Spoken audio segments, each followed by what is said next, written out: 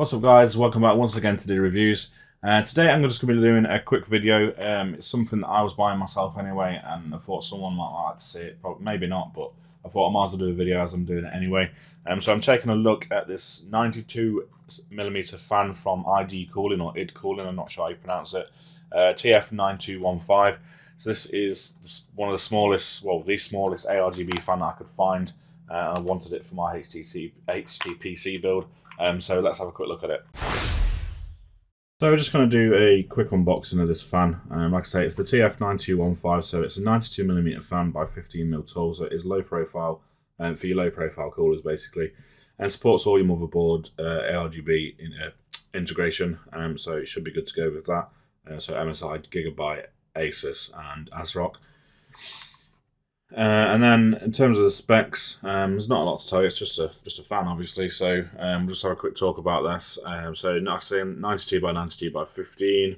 It's up to 2,500 RPM and down to 800 RPM with a CFM of 44.3 and up to 33.4 decibels with a hydraulic bearing. So that's it in terms of the specs. Let's have a quick look at it. So as you can see, it's already in my case. I've already installed it before I sort of did the unboxing video because I wanted to get the testing done earlier. So as you can see, this is the fan here. Very basic looking fan. It's hub lit, so it shines through the translucent blades, and there's actually hardly any hub wobble at all in it, which is really nice to see from such a cheap fan. I think it was only about £10, if that. So whatever that is in US dollars, $12 or something like that. So it wasn't particularly expensive. And you've got the obviously ARGB cable and separate PWM cable. So that's that there. And you've got rubber mountings for anti-vibration on all four corners of this. Now you'll notice I've only got it on two corners screwed in to the cooler. That's because the holes and the screws that come with it, the screws don't go all the way through, so I couldn't get it attached to the cooler. So I actually had to sort of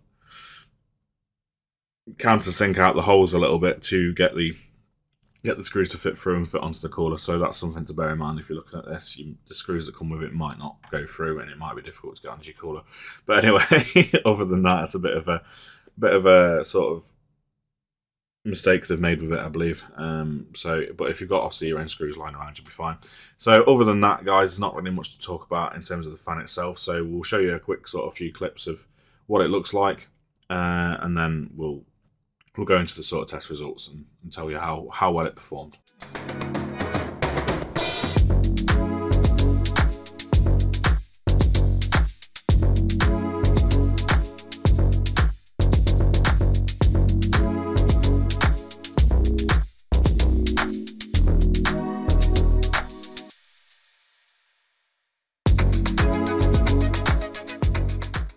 Right, so that's the ID Cooling 9215 fan, low profile fan, as I said at the beginning. So it's for this kind of build that I've got here in this inland show pin.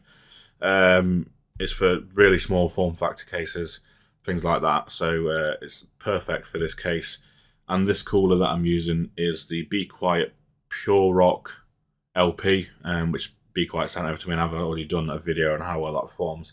It is a fantastic cooler. It's really good for such a small size, up to 100 watt TDP, and it's absolutely tiny. It's only like 45mm high or something like that. So that's with the fan as well.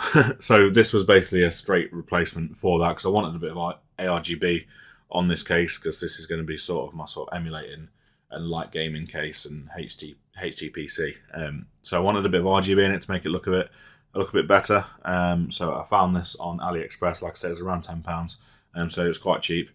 And like I said, I've just swapped it out for that. So I've just done some testing. I've only done Cinebench just to sort of, that's all you really need to compare the two. So comparing this against Be Quiet's own fan that comes with it, which is sort of like a small Silent Wings fan, 92mm, because unfortunately Be Quiet don't do an ARGB version this size, which fingers crossed they will do one day, because their light wings are absolutely amazing. But anyway, let's get on with this.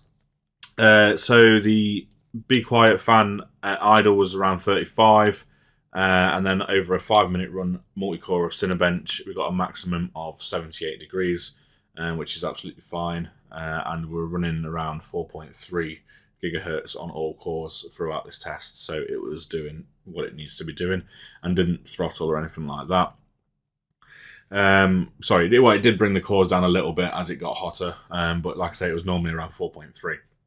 And then in terms of noise, because obviously Be Quiet are known for making quiet fans and things like that, their fan at 50% was 21 decibels, and at 75% was 26, and at 100% was 29 decibels. So it is really, really quiet.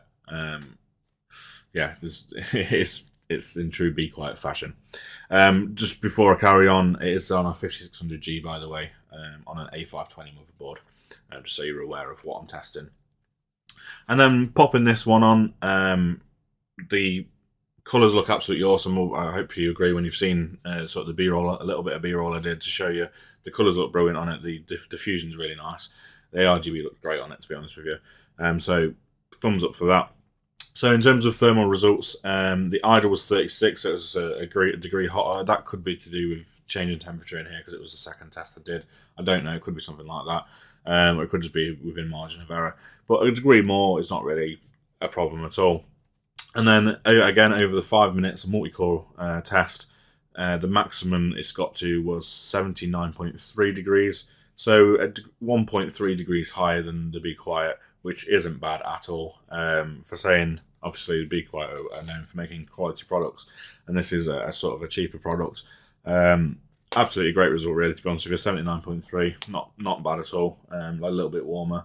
And it did sort of get there a bit quicker as well, so the average was quite a lot higher. But in terms of obviously when I start the test and whatnot, the average isn't always very accurate, so I won't talk about the average on that. And then in terms of noise, at 50%, this ran at 18 decibels. Yeah, 18 decibels. So at 50%, this was quieter than the Be Quiet fan, strangely. But then at 75%, it was at 26 decibels, and at 100% was at 30 decibels. So it was actually louder when at full speed. Don't know why that is. It must be to do with the way the blades are designed on Be Quiet. Keeps it quieter when it's running faster than other fans, obviously. So yeah, that's it, guys. Like I said, it's not really a lot to show. I just wanted to do a quick video because I'm sort of doing this anyway. I'm putting it in, so I wanted to sort of show you this fan, guys. So yeah, great fan, looks great. Performance is actually decent, and yeah, it's sort of, you don't find many of these about, so I thought I'd put this video out there. So that's all I really need to say about this, guys. Thank you for watching this video, and I hope to see you in the next one. I've got plenty more coming. Don't forget to subscribe. Give this video a like if you liked it, a dislike if you didn't, and leave any comments in the comment section below, and I'll be happy to see you in the next video. And thank you again for watching. See you soon. Bye-bye.